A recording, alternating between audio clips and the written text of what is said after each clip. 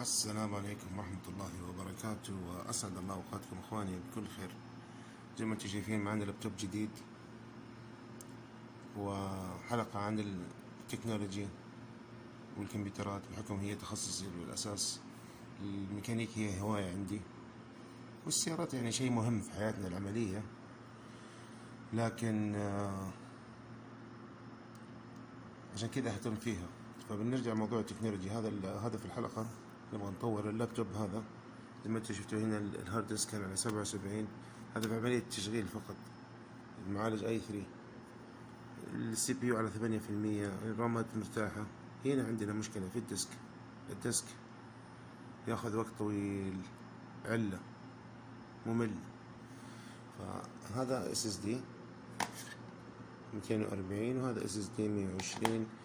هذا اللابتوب القديم انكسرت شاشته وشاءت الأقدار، لكن هذه اللابتوبات يعني نسميها اللابتوبات البسيطة السهلة،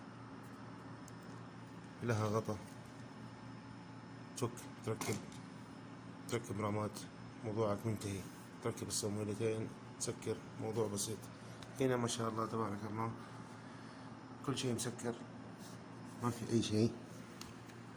نجي هنا على الخلف، ما في أي شيء، تماما متسكر. يعني محتاجين ندخل في الهاردواي، وقد ينتج عنه نتائج زي هنا الحفة تتكسر معانا، يصير فيها حفايف. فالآن اللابتوب هدا، شوف كم الوقت اللي أخذ طول الوقت الفيديو هذا وإحنا قاعدين نتكلم. لحد الآن صار الكمبيوتر ريدي تو يوز، تقدر تستخدمه، مع إنه لسه في شوي ضعف. شايف كيف أخذ وقت؟ حوريكم إياه مع الاس اس دي كيف حيكون الشغل مختلف تماما. حتى لما تسكر يعني أجزاء من الثانية، أنت مش كما تتعود على الاس اس دي خلاص ما ينفع. فنبغى نتأكد على موضوع. طبعا اللابتوب جديد تشتريه ما ينفع تشتغل فيه إلا ما تتأكد إنه الجهاز أصلا سليم معك. في وقت حيضيع في النص، أنا معك، بس عشان لو في مشكلة على طول تطبقه وترجعه وتاخذ واحد ثاني، مو تركب اس اس دي وتعلق في النص. وتتأكد من الديفايس مانجر. نرجع نعيد اللي هو الديفايس مانجر من هنا، يفتح معك. شايف الوقت؟ نرجع لهنا، المعالج على 30%. لما تيجي البرفورمانس هنا، شايف الديسك طالع نازل، المعالج ما قاعد يستخدم، مرتاح. عشان كذا أنا شريت الاي 3، سعر مناسب جميل. هنا نرجع، الهاردوير كله سليم، ما في أي مشاكل.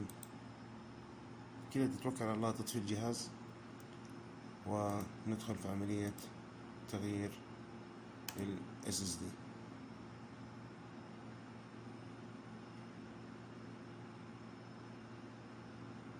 ونصور لكم فترة التشغيل الآن.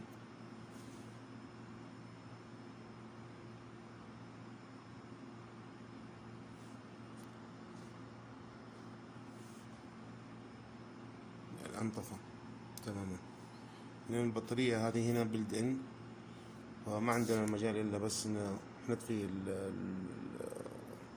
الكهرباء اللي هنا والأشياء هذه منها.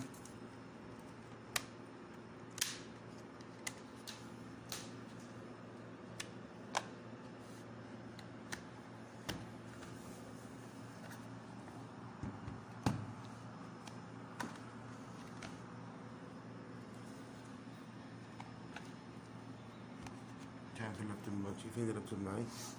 ما في أي مجال لأي فتح لأي شيء فيه، كله كلوز. هذا غطا كامل، مو زي هذا مفتوح.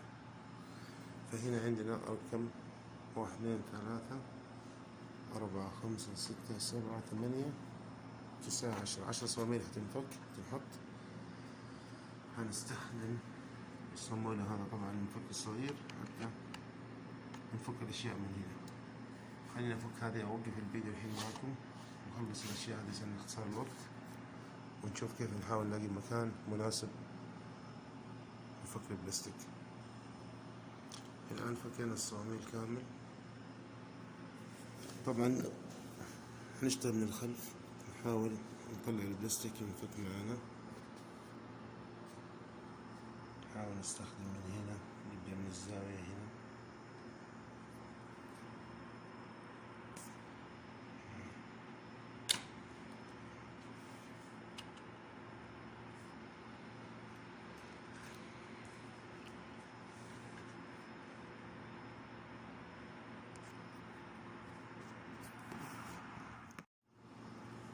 نحاول نكمل.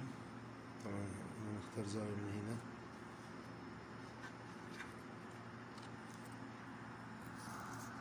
نستخدم المفك.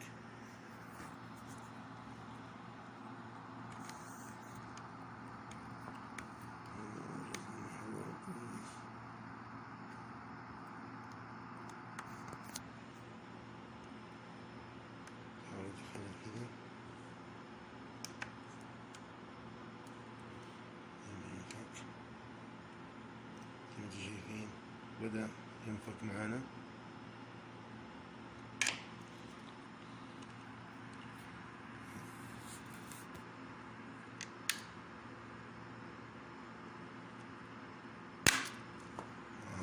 شايفوا كده لازم يكون في شوي دم مش خفيف. بس نبدأ من الخلف.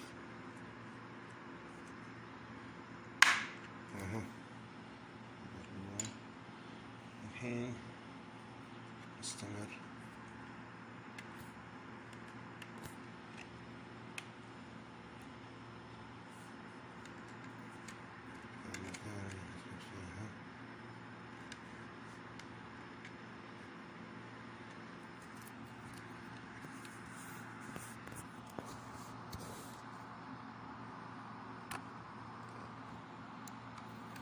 خفافي يطلع معك كيف من الزاوية. طبعا بحكم من هذا انفك، خلينا نفك ونكمل.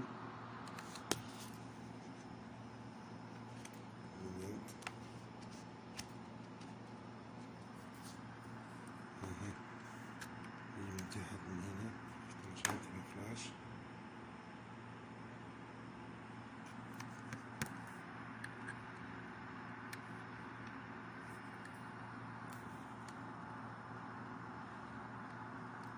حاول تعمل بوش لتحت. وأنا أغلب الفيديوهات اللي شفتها كلها كان فككها بعدين نسوي الفيديو. احنا الحين قاعدين مع بعض نسوي الفيديو مع بعض، نوريكم أرض الواقع. كيف هنا نفك.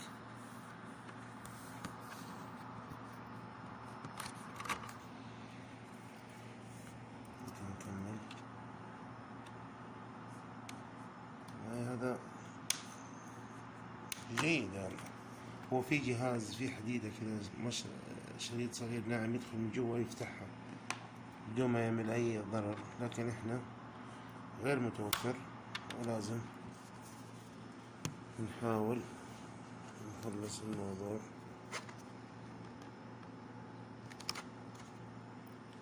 خلي تقريبا على الزاوية هذه هنا.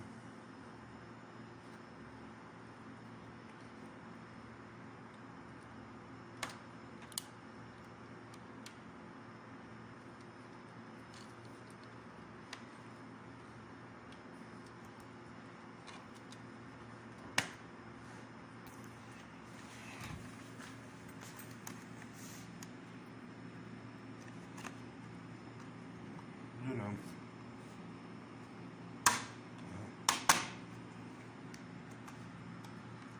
أنا ما أبغى أفصل الفيديو، تشوفوا معي شلون كيف يصير.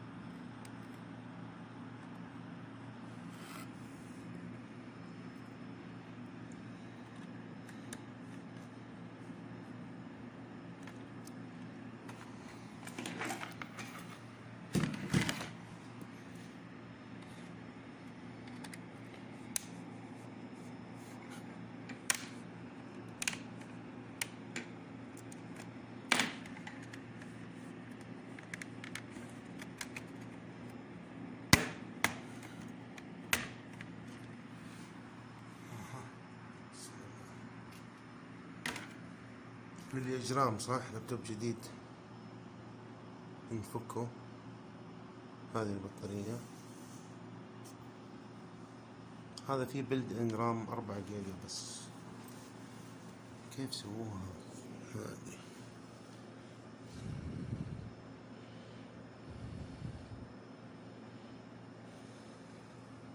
هذا الهارد ديسك القديم من وسترن ديجيتال.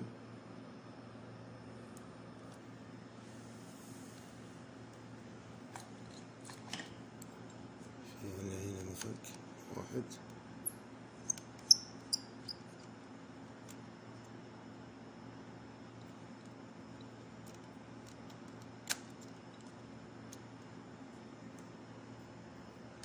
ثاني.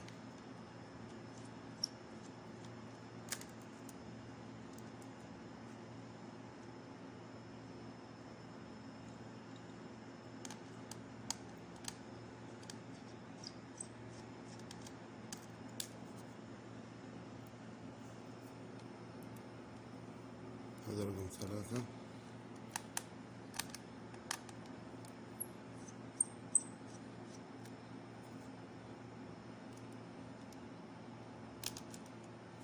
هذا رقم 4. الآن هذا نفك. هذا الشريط نرجع نركبه هذا مرة ثانية.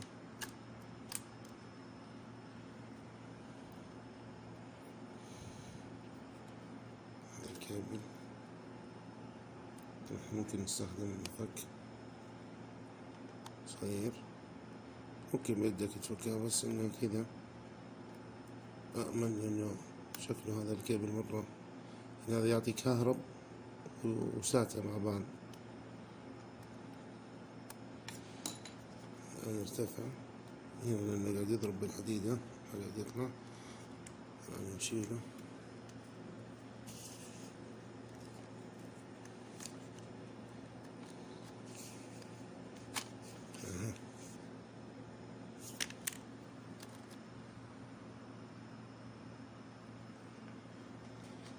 وركب الساتة هذا مكانه. طبعا هنا في 1 2 3 4 ينفك يتركبوا مكان القاعدة هنا. اختصارا للوقت هركبهم نرجع نكمل سوا. هذا ال SSD تم تركيبه 4 ثواني، موضوع بسيط. تقدر تركبه. ركب الكيبل لازم يدير 2. ركب الراس ثبت. والآن عدنا لكم ركب الحمد لله كله تمام. الصواميل كلها جيب معكم.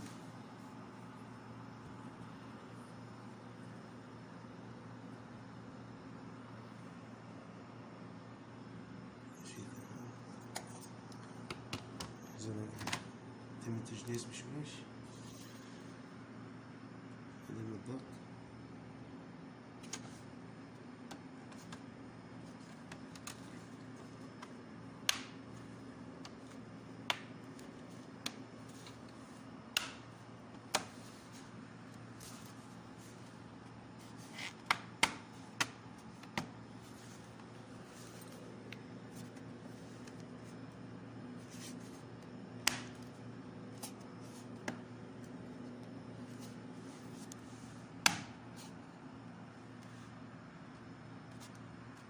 الآن تمام. ركب الصواميل نجرب التشغيل سوا.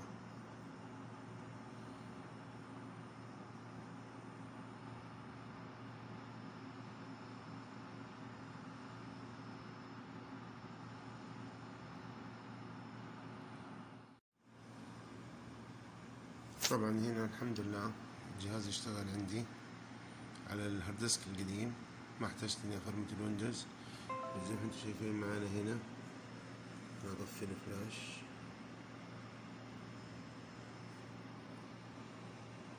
السي بي يو عالي والديسك صار هادي.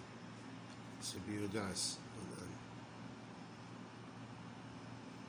شوف السي بي يو صار أول مرة يوصل للكل مع ال SSD.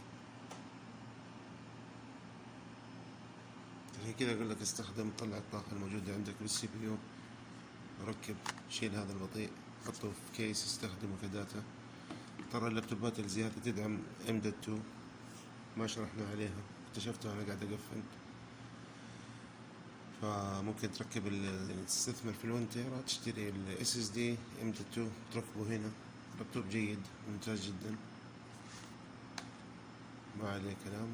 وهذه نهاية الحلقة يا إخوان، أتمنى الإفادة للجميع، وإذا عجبكم أتمنى لايك وسبسكرايب، والسلام عليكم ورحمة الله وبركاته.